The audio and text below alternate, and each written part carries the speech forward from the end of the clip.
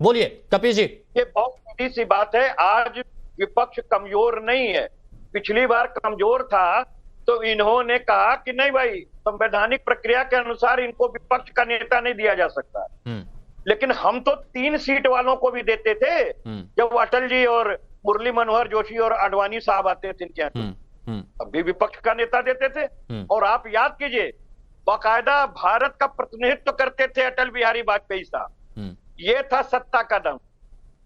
और आज अगर हम कह रहे हैं कि आप जो स्पीकर खड़ा कर रहे हैं, पूरी मदद करेंगे आपकी, कोई चुनाव नहीं होगा, तो आपको कहना ही चाहिए कि भाई बिल्कुल डिप्टी स्पीकर तो विपक्ष का होना ही चाहिए। यही लोकतंत्र की स्वस्थ परंपरा है। तो आप फोन करने के बाद वापस फोन करके नहीं बताते, क्योंकि राजनाथ साहब के हाथ में फोन करके वापस करना नहीं है। डिसीजन मेकर आपके यहाँ 2 लोग हैं, 1 मैन आर्मी और 2 मैन शो। ये है लोकशाही में तानाशाही। अच्छा, विपक्षी एकता का भी जरा बता दीजिए, टीएमसी का किरदार ऐसा क्यों है? यही तो लोकतंत्र का है। आप बताओ कि अच्छा, अगर इंडिया गठबंधन से उन्होंने कह दिया क्या कि हम इंडिया गठबंधन के साथ नहीं खड़े? नहीं, लेकिन खुलकर किसी एक मुद्दे खुलकर मुखालफत हो रही है यहाँ पर, तो थोड़ा सा सवाल उठता है ना। अब अवधेश जी आप बताइए, फिर मैं दुष्यंत जी फिर विचार लूंगा। उस पर बात होगी। हाँ ठीक है। अब अवधेश जी ये बताइए, लोकसभा स्पीकर का रण कितना जरूरी था? और लोकसभा स्पीकर का रण चल रहा है अच्छा, लेकिन यहाँ पर विपक्ष में ही आपस में रात, इस पर क्या कहें? देखिए, कपीश जी ने वर्तमान विपक्ष की राजनीति की एक पंक्ति ऐसी बोली है कि उसी में सूत्र निहित है। इन्होंने कहा है कि इस समय विपक्ष कमजोर नहीं है, यानी संख्या बल अगर हमारे पास है तो हम अपनी शर्तें ला देंगे, शर्तें नहीं मानी जाएंगी तो हम मनमानी करेंगे। ये है मानसिकता इस समय। तो अभी जो लड़ाई दिख रही है, और ये मानसिकता अकेले की नहीं है, ये मानसिकता अकेले की नहीं है। इस समय राहुल गांधी जी की जो देखिए जो कुछ इस समय दिख रहा है, अरे सर कोई बात नहीं, मैं तो आपकी एक पंक्ति निकाला है और वो एक पंक्ति ही बता रही है कि विपक्ष का वो सच है कि इस समय विपक्ष की राजनीति की यही धारा। अरे सुन लीजिए, आप गुस्से क्यों हो रहे हैं भाई? कपिल जी सुन लीजिए ना, कपिल जी सुन लीजिए। आप ऐसा नहीं करते, सुन लीजिए। संख्या बल का गुस्सा जो है वो भी ठीक नहीं है। संख्या बल आती जाती रहती है। एक समय आपकी सरकार थी, आप 42 सीट पर भी आ गए। इस बार फिर जो है आपकी ताकत। कपिल जी, शलभमणि त्रिपाठी आपके बीच में बोल रहे थे, आपको दिक्कत हो रही थी ना, तो थोड़ा सा आप रुकिए ना। देखिए, थोड़ा सा आप रुकिए। जेडीयू के ललन सिंह ने बाहर आकर के जो बयान दिया है, उन्होंने कहा है कि जब राजनाथ सिंह जी के कमरे में बैठक चल रही थी, उस समय केसी वेणुगोपाल जी भी आए थे। राजनाथ जी ने कहा, उन्होंने कहा कि अभी डिप्टी स्पीकर पर तय करिए। राजनाथ जी ने कहा कि इस समय पहले स्पीकर पर हम परंपरा का निर्वाह करते हैं, जब डिप्टी स्पीकर का आएगा चुनाव का, तब हम बैठ के आपस में तय करेंगे, पहले इसको कर लीजिए। उन्होंने कहा कि नहीं, ऐसा नहीं है, क्योंकि अगर राहुल गांधी जी तय कर चुके हैं कि या तो पहले डिप्टी स्पीकर की शर्त मानो, तब तो हम स्पीकर में मदद करेंगे। अच्छा। अगर शर्त नहीं मानोगे, भाई बयान आके उन्होंने सार्वजनिक रूप से दिया है। अगर यदि ललन सिंह गलत बोल रहे हैं तो उसका खंडन होना चाहिए। बजाबता वो चल रहा है उनका बयान। अच्छा। तो खंडन होना चाहिए। तो यही है कि एक ताकत की बदौलत प्रारंभिक दिन से, पहले दिन शपथ ग्रहण का था, उस दिन जरा शांति से गणेश भगवान की पूजा वगैरह करके जरा विघ्न दूर करना चाहिए। उस दिन जो है संविधान का गुटका लहरा के सारे जैसे जिस प्रकार से प्रदर्शन कर रहे थे, आखिर पहले दिन किसके विरोध में प्रदर्शन था, ये भी तो देखने की बात है। संविधान नहीं, सुनिए, इसमें जो कांग्रेस की राजनीति है, इस संविधान खत्म हो जाएगा, आरक्षण खत्म हो जाएगा, इसके नाम पर दलितों का हमको कुछ वोट मिला है। के सुरेश को हम अभी अगर सामने करेंगे और संविधान को पहले से लेके आएंगे तो हमारा समर्थन वो बढ़ेगा, और हमको हमेशा चुनावी मोड में रहना है, चुनावी तैयारी करते रहनी है, और ये दिखाना है कि नरेंद्र मोदी से और उस सरकार से हम ही लड़ रहे हैं। ये कांग्रेस की रणनीति है। अन्यथा इस समय टकराव का कोई कारण। देखिए, आपने जो बात कही अवधेश जी, उसी को लेकर एक बड़ी खबर आ रही है। वो बड़ी खबर मैं बता देता हूं, फिर उस पर दुष्यंत जी आपका रिएक्शन लूंगा। बड़ी खबर क्या? के सुरेश की उम्मीदवारी पर बीजेपी ने कांग्रेस को घेर लिया। के सुरेश को जबरन चुनाव लड़ाया जा रहा है कांग्रेस की तरफ से, ये अमित मालवीय कह रहे हैं, और ये भी कह रहे हैं कि हार तय है, फिर भी के सुरेश को चुनाव में उतारा। के सुरेश को बलि का बकरा गांधी फैमिली बना रही है। के सुरेश को नेता विपक्ष बनाना चाहिए था।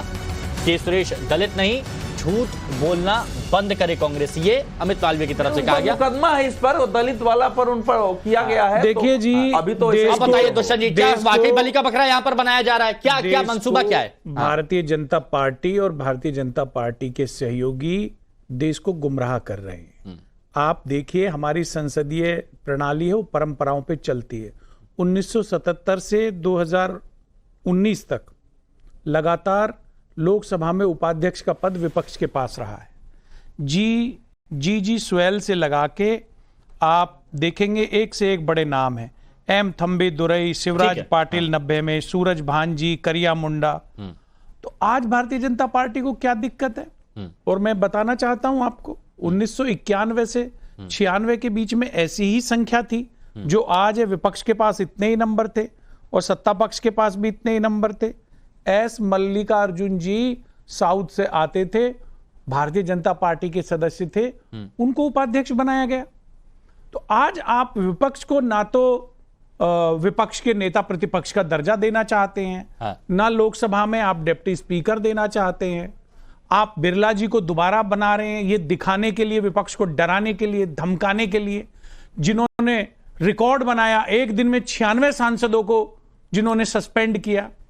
तो फिर संविधान ना लहराएं, उसके ऊपर से अवधेश जी यहाँ पे हमें धमकाते हैं कि आप तो ऐसा करना चाहते हो, वैसा करना चाहते हो। अवधेश जी अरे कहां तो धमका रहे हैं भाई? अरे बिल्कुल, इन्होंने बहुत इन्होंने लोकतांत्रिक बात कही है। संसद के अंदर क्या संविधान को नहीं ले जाया जा सकता? इसका चश्मा है ये। आप एक बार बताइए, बोल रहे हैं। देश के अंदर संविधान से बड़ा पवित्र क्या चीज हो सकती है?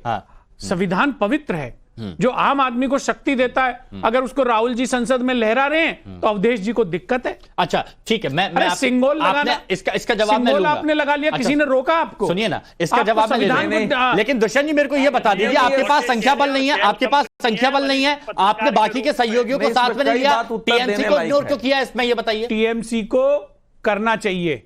मैं बादल देवनाथ जी के साथ हूं, दीदी के साथ हूं। ये कांग्रेस की गलती है? बिल्कुल गलती है विपक्ष की। क्योंकि राहुल गांधी कह रहे हैं हमने बात की है, ममता बनर्जी कह रही, नहीं सुनिए ना, राहुल गांधी कह रहे बनाने के लिए, दुष्यंत जी सुनिए ना, राहुल गांधी कह रहे हैं कि हमने सभी सहयोगियों से बात करी है, सभी सहयोगियों से बात करी है। टीएमसी क्लियर कह रही है नहीं की है। वैसे तो क्या राहुल गांधी झूठ बोल रहे हैं? देखिए, नहीं, राहुल गांधी जी झूठ नहीं बोलते। हमारे जो कांग्रेस के प्रतिनिधि हैं, अजय वर्मा जी, देश के बड़े लीडर हैं, इन्होंने जो कहा है उस बात में भी सच्चाई होगी। घंटे भर में जवाब आएगा और दीदी समर्थन करेंगी। लेकिन मैं ये कहना चाहता हूं विपक्ष के सभी दलों से कि दीदी का योगदान देश में लोकतंत्र को मजबूत करने में अतुलनीय रहा है। विपक्ष को इकट्ठा करने में दीदी का बड़ा योगदान रहा है। तो किसी भी तरीके से मतलब दीदी के बिना आगे बढ़ने का प्रयास नहीं होना चाहिए। दीदी को विश्वास में लिया जाना चाहिए। हमारे मित्र हैं, या इनका काम है, ये आरोप लगा सकते हैं। मैंने इनके बीच में इसलिए नहीं बोला कि ये बीच में नहीं बोलते हैं। जिस चीज का सम्मान करते हैं उसको हाथ में सिर पर कैसे उठाते हैं उसका एक तरीका होता है। अगर आपने उसको माना है तो हाथ में उठा करके संविधान को इस प्रकार से लहराने से संविधान का सम्मान नहीं होता है। कल संविधान वहां रौदा नहीं जा रहा था। और पश्चिम बंगाल में चुनाव के बाद भारतीय जनता पार्टी के कार्यकर्ताओं और समर्थकों की शामत आई हुई है। कोई पार्टी उठाने के लिए तैयार नहीं है। बीजेपी भी उसको नहीं उठा रही है। कहीं दूसरे के घरों में छिपे हुए हैं, कहीं बीजेपी ऑफिस में छिपे हुए हैं, कुछ लोगों ने अपना घर छोड़ दिया है, कहां चले गए हैं। वो संविधान की सबसे बड़ी रक्षा इस समय वेस्ट बंगाल में हो रही है। ये इतना बड़ा कि चुनाव में अगर किसी ने विरोध में वोट दो दिया है तो उसको अपने घर में, अपने दुकान में रहने का अधिकार नहीं है। और हजारों की संख्या में लोग अपना जगह छोड़ के चल रहे हैं। एक युद्ध चल रहा है, लोगों के घरों पर हमले हो रहे हैं, लोगों के सिर फोड़े जा रहे हैं। और वो स्थिति वहां बनी हुई है। वहां कोई एक दिन की स्थिति नहीं है वहां। तो ये स्थिति जब संविधान की दूसरी बात जो ये कह रहे हैं, देखिए ऐसा है, के सुरेश पर तो एक है ना, उन पर आरोप लगा है कि वो दलित नहीं है। वो मामला अभी चल रहा है, वो स्पष्ट होगा तो मैं बोलूंगा, उस पर कुछ नहीं है। लेकिन इस समय कांग्रेस ने उनको एक दलित चेहरे के रूप में इसीलिए लाया है कि अभी तक जो बीजेपी को दलितों आदिवासियों का वोट मिलता रहा, इनको आगे करके लड़ाएंगे, चेहरा रखेंगे तो वो होगा। और कोई कारण उसका नहीं हो सकता है।